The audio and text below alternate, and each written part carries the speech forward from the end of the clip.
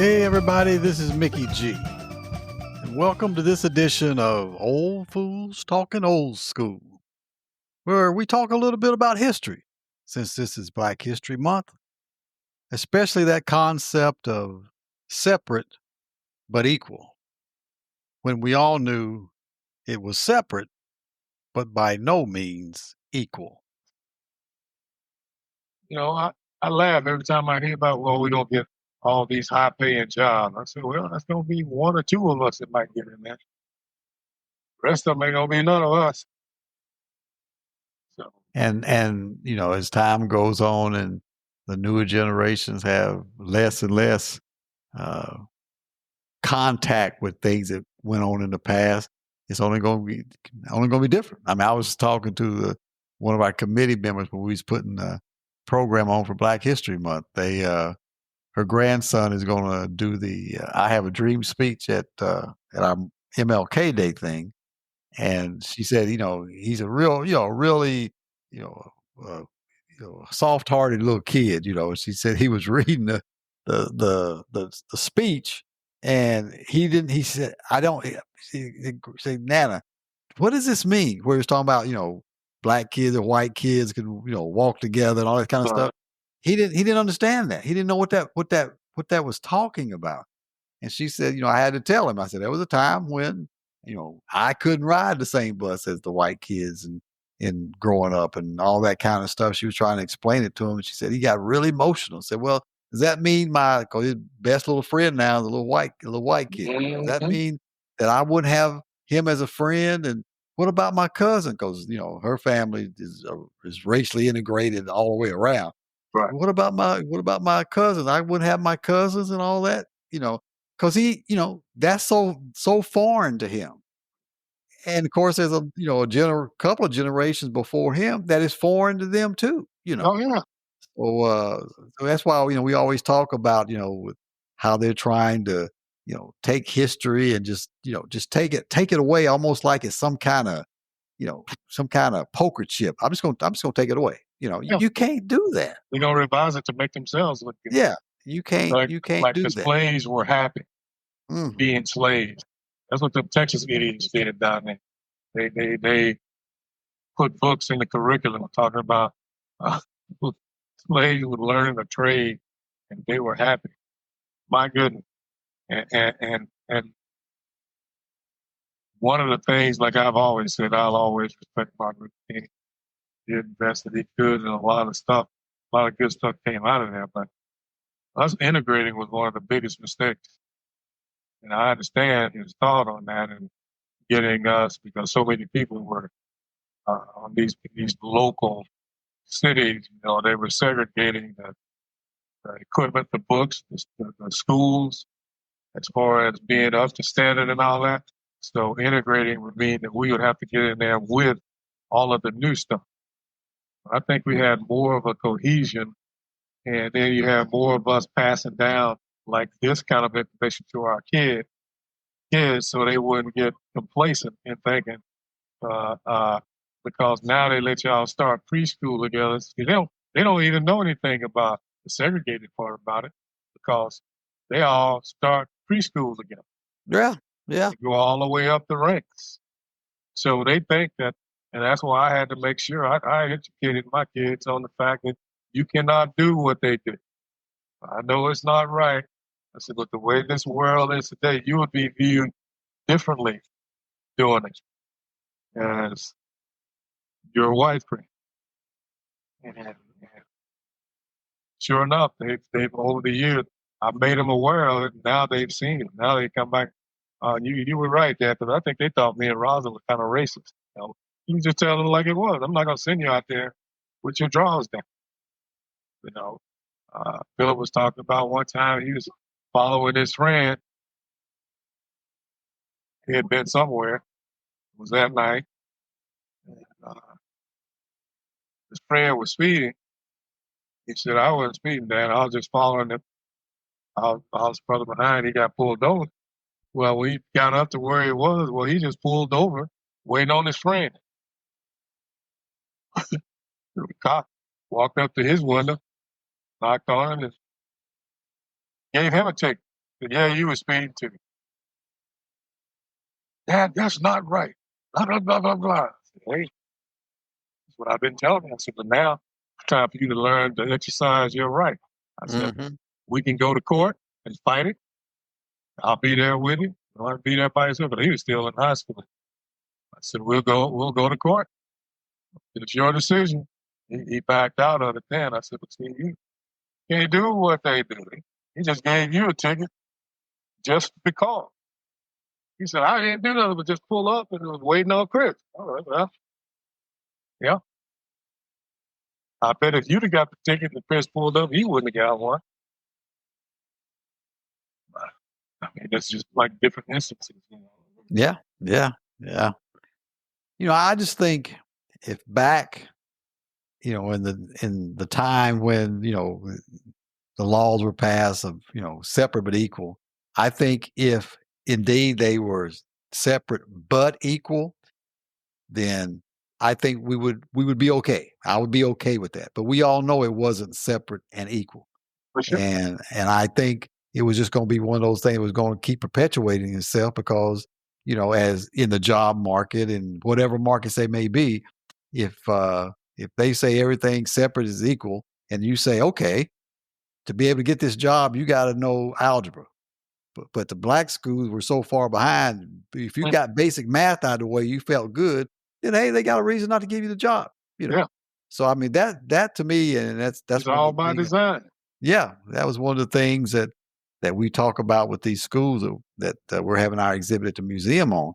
People have asked, well, I don't understand. Why did they have to be Rosenwald schools to start with? I said, well, because during that time, the law of the land, the actual law was separate and equal. We are not going to, integrate the schools. They're going to be segregated schools and facilities, the whole 9 yards, and everything's going to be equal. It was never equal. We were Yeah, always behind, and we would have continued to be behind.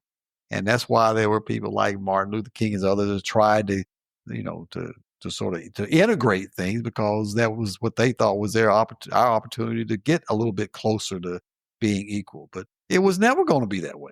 It was never going to be that way, it's still not. and still not. So yeah, I mean it's a tough situation that I don't know will ever completely be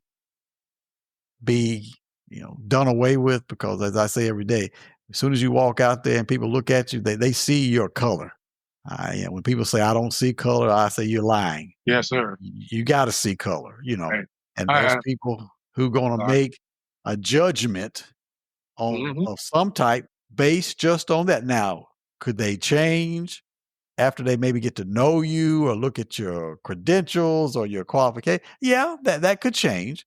But I said initially, the first thing they're gonna notice is your race, and they're gonna have some kind of preconceived notion from that No, point on. And you've got to overcome that to get back to equal, get back to even. So yeah, that's why I say I hate that it sounds like I'm very pessimistic, but I just don't see it ever going away because there's always going to be that issue of you're different than me, and I know that. And some people use that against you. oh yeah. Shit, as long as you got a man involved in it, there's gonna be that bias Yeah, yeah, one way or another. And that's why we had this conversation not long ago. Uh, my youngest boy, Philip, he's got a nice little job. I've been trying to get him into DOD, but it ain't for everybody, so I left him alone about it. right. Brother, I'm like, man, these people out here in these local and private firms can do whatever they want to do when they want to do it. Because first they're going to assume, but you don't have enough money to take them to court over it Mhm. anyway if they need it. But he started at first. He was, you know how when they with you, they listen to you a little bit. No, you need to be clean cut, not all this fatty stuff. You're trying to get in the door. You got to conform to get in the door so that they don't have them. You already got the strike against you being black, but you don't want them to have their little biases and stereotypes because your hair might be braided or or this and that. I said, no, don't do that. So he listened, got him a job, got a nice job. Well, now he's been there some years. He braided his hair. So I felt the need to tell him, okay, now you're in there. I said, but some of the things that you might do could hinder you from moving up. I mean, it's about people wanting to put people out in front of their business that represent, what their ideals is. And I know people say, well, that ain't right. He's got a right to be who he wants to be. Hmm. When you start running yours, then you can do whatever you want to do. So you get out of all of that. That's why I always say black folks put all that emotional. Well, he has a right to express himself. Yeah, you do that when you bring your ass home. When you out there, that's the standard that they got set. And but like I said, he's grown now, so I just mentioned it. Like, well, nah, they cool, Dad. I'm like, okay. I said, you do realize though that management can change, right? And somebody might not be cool. Yeah, we'll leave it alone. 'Cause, once you get a certain age, I can't tell you what to do. You got to live your own life. I could be Yeah. totally wrong, Right. Right. but I'd much rather go with the safe side on there. I ain't got to, what is a hair braid? What is the first and the 15th? It don't Yeah. matter to me that much.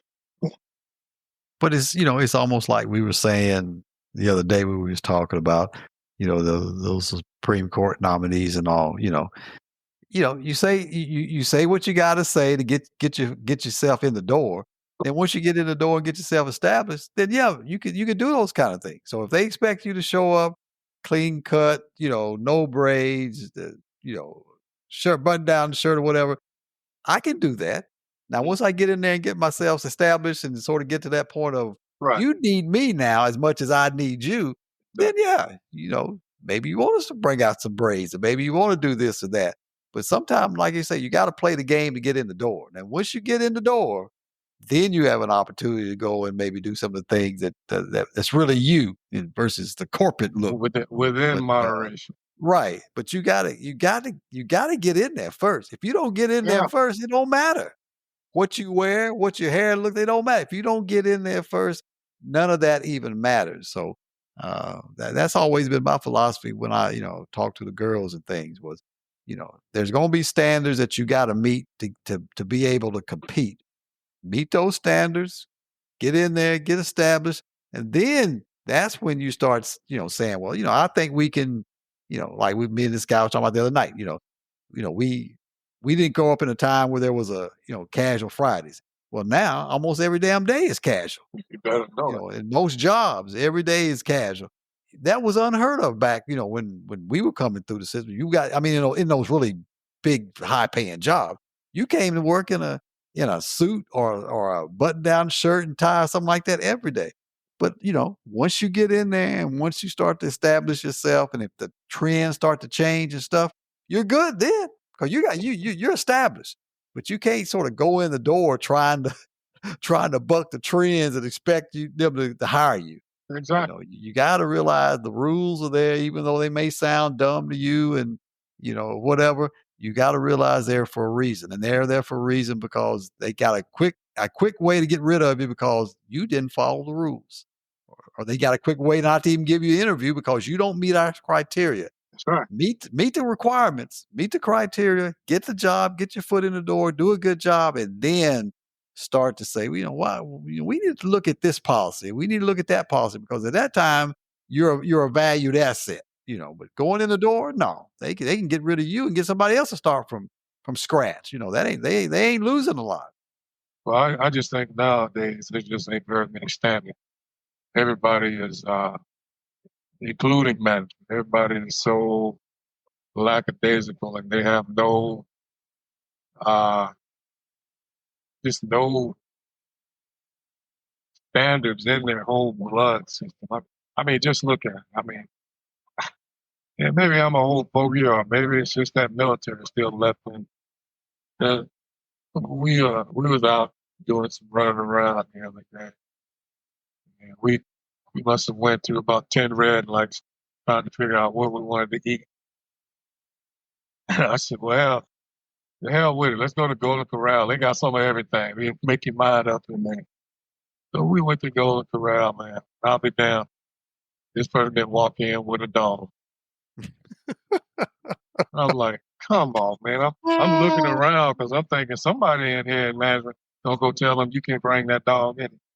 And all of a sudden we got so many people that need to have what do they call it? The dog. Service, service, Yeah, service dog. Yeah. yeah, service dog. And I'm like, I don't want to see that in here while I'm eating. Uh, uh, uh, just the fact I'm already in there with all these harking and coughing people. Mm-hmm. You know, I was in Walmart one day and I was on another aisle. All of a sudden, I started smelling dog poop. What the hell is that? Then I heard the thing over the intercom started to cold something over there. So I walked over there and looked, dog in the middle aisle. Person just walked on off. Walked on off. Yeah. And I was like, man, where's the standards for these places anymore? You know, it's just Yeah. ridiculous, man. And And- I'm just like everything is all right, just depending on who's doing it. yeah. Yeah.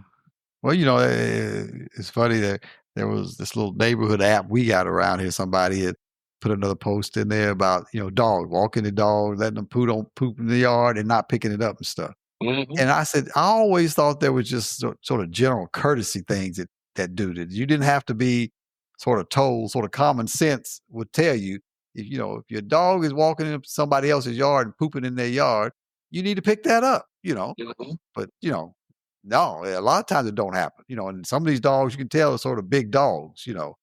And so, yeah, you would think there's just certain things that are just common sense, common courtesy stuff that people would do. But no, not these days. Uh, Not these days. I had a dude live next door to me. He had been here, I forget how many months before they finished our house. And we had two of them little old miniature greyhound looking dogs. Mhm. They were used to running over this way or whatnot, but the whole time. And anyway, long story short, we moved in, and then it's right at the end of my driveway by my laundry room. And every time I cut the yard or even step over that way, because my trash can's over there, I came home one day and I saw one of the little suckers over there crouched down. I told that lie, I never did do it. So I'm gonna give me a BB gun. I'm gonna tear your ass up the next time. But anyway, it kept happening, kept happening. But finally, I just put my shovel over there inside the garage door. Every time they do it, I take it over there and throw it right by his window. You know he's coming over here doing it. You let him out. You Yeah. know, you know he's coming over here doing it. So I throw that over that yard. I did that for about a week, man. All of a sudden, they stopped letting them dogs come over here and crap.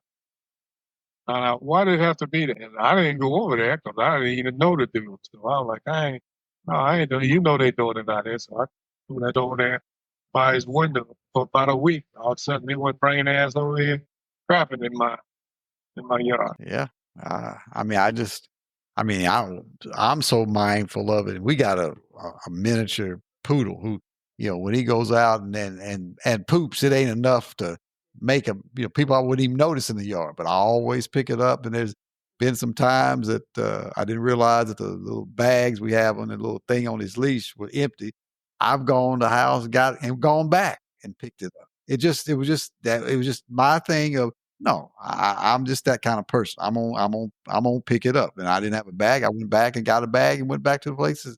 He did it and picked it up there.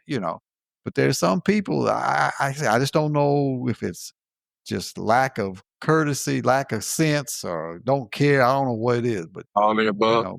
know, you'll be walking around the neighborhood and you look in somebody's yard and I mean, I'm like, well, damn, what did in that yard? That must have been a damn 900-pound Ah, dog. And I said to myself, that's probably why they didn't pick it up. They probably ain't got a bag big enough to pick all that stuff in, Then you go you home and know? get the shovel. Yeah. I'm like, Oh and yeah, and so it's something that you just didn't. Oh, I didn't notice he did that. No, no, that wasn't it. It was just a common. You made a conscious decision yep, not to pick it up. You know, yep. so I don't. I say But I see, don't. that was a rule on base. Your dog poop in the yard, in anybody's yard, you pick it up. So we were already well accustomed to that. We've had dogs, and it's just like the leaves on the ground. I ain't got no trees, but I got everybody's leaves in my yard. I do too. And it's the same way with the dog. The people that got dogs, they ain't got to worry about stuff. 'Cause they dog is everywhere else. And I just got tired of it, man. I just recently threw some, probably need to do it again, uh, to my uh, mothball granules in my yard in certain places because you had no problems with dogs coming in my yard pooping until my sons bring their dogs over here when they come and they hiking their leg. You know, I have to get on them every time I see them. They like pissing on the water hole, pissing on the on, on the barrel there, the barbecue thing. I'm like, Hmm. get your, and then when they let them out in the front, which is mainly raw, they hike their leg everywhere, and then I could sit here at nighttime when I'm looking at my camera video, the dogs coming through. Somebody's got a big old shepherd running around here in the middle of the night. He's running down through here, pissing wherever they been. So I ain't seen them on there here lately. I put some, that mothball granule stuff down there on where they leave their little bark, and I hadn't seen them Right. running through there on that camera. So, yeah, man, we Yeah. don't know what was running down. We had snow last week. And Rhonda went outside because she got a cousin. And he's the same one I was telling you about TikTok. He wants her to send her pictures when it snows because he thinks it's so beautiful and stuff. And she went out there to take a picture of Rhonda was like, there's some tracks outside of the house. Like, I'm sure there are. So I went out there to take a look at them. There's just one set of tracks. It does show where it started and it don't show where it ended. I'm like, well, what the hell was that? But yeah, sure was. And it was straight line. It wasn't even like, how human walks. You got two sides of track. This was all one depth in front of the other. I'm like, hell, I don't know what that is. I heard that. Yeah. I mean, that's mountain lion or something or whatever, So all I know is I need to ask him too next time I see him. I don't really talk to him. One of my neighbors back there, that backyard butts up to mine. He had some dude come over there and clean out. It was like a wooded little thing. 'Cause I had mine cleaned out. It's about a year ago. He had it cleaned out back there. So when something could very easily have been high enough in there because they come out. I didn't even know I had a fence back there. There was an old fence back there. But yeah, these steps were like right in front of the other. I'm like, that's unusual. Well, I carry my 9 with me when I go out there. I heard that, especially if you see something like that. Yeah, man. Like you say, you would think you would see a trail from the beginning to the end if they just all of a sudden showed up. Yeah. I was like, Makes you damn. wonder. I'm gonna keep my ass out back there. Yeah, it makes you wonder once you see something like that. Telling you, man. You don't never know. These days, just like like watering holes, you can't just go jump in them no more. You'll see Mr. Gator. I heard that. I'm glad you mentioned that. I gotta go out there, and I've been telling myself the last 2 days to unscrew my hoses from my faucets at the house. Oh yeah. And I've been telling myself the last 3 days, I still ain't done it yet. Because it's already turning off cold, but it's supposed to be really cold Sunday night and Monday. I need to go do that. I'm glad you mentioned that. I gotta do that after we hang up. But yeah, you gotta be careful. Like I said, we don't have it as bad here, even though this used to be part of the country. But I mean, we still got, like when I was coming home, this field right down the road here, a bunch of turkeys were over in there. And I've heard, coyotes laughing at night and stuff, and all. So you still got to be a little careful. Oh yeah. Oh yeah, man. I went out and got me a couple of them big high, they ain't big, but they high beam lights that show that bright light where you can see from now on. Mhm. It cost me a little bit more, but I got push a button, that sucker will flutter. Oh, really? Yeah, I'm like, hey, I want any kind of deterrent I might need if I have to step out there. But I don't even worry about it too much no more. Though. I ain't cut my yard now. I have to get old Jesus and the crew have to worry about that if they out there. 'Cause I know my last time, actually, I got to order me another little tire thing. And well, I can't think it. I got my compressor is in the garage. Well, my shed is down the hill and my lawnmower in there. I hadn't used it in over a year. I walked in there to put some Christmas stuff in there. All the tires are flat. I'm like, oh, hell.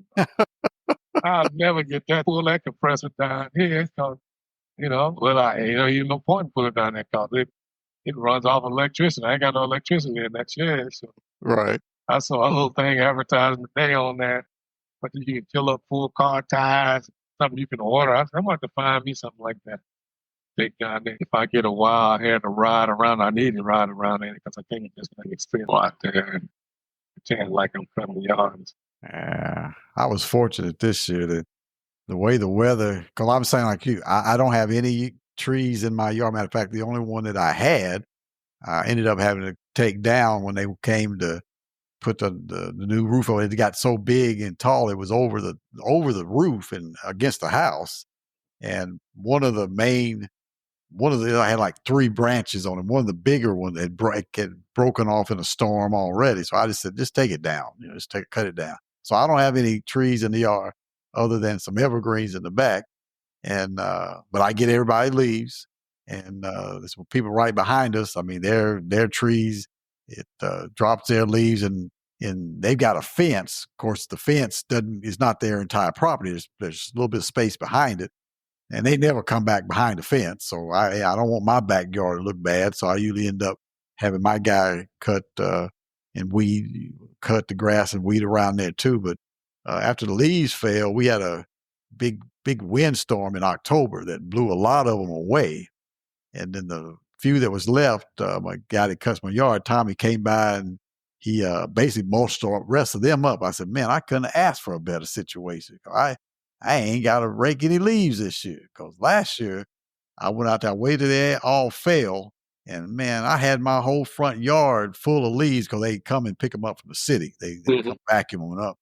The whole front of the house, I was probably 3 feet wide of of leaves because I had so many back there. But this year, with the Lord's help and His help with lawnmower, I didn't have to rake any leaves this year for the first time, probably the first time ever that I think about it. But I'm like, man, that worked out perfect. But it just so happened that one little windstorm came through, blew everything in the other direction, Right. and it became my other neighbor's problem at that point. That's right. Because the way my house is situated, man, we get usually the wind is out of the north. But again, I ain't gonna say usually no more because it be coming from the south too.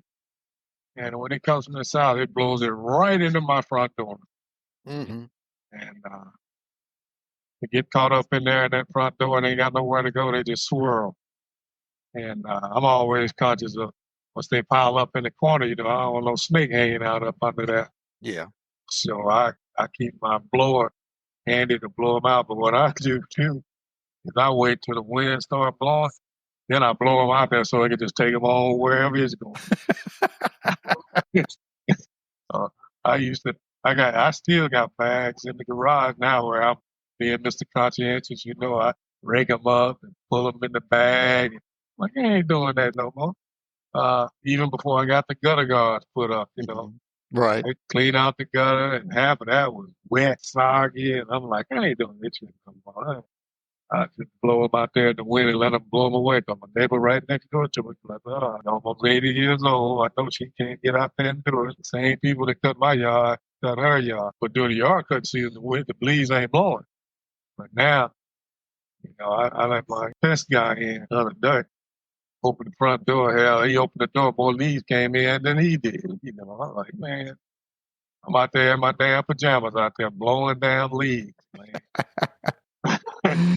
Man, don't you know it's crazy when you gotta come up with a strategy to get rid of leaves when you don't have trees in your yard? Well, that's life. Well, we hope you enjoyed this edition. Join us next time for Old Fools Talking Old School. Until then, this is Mickey G. Peace.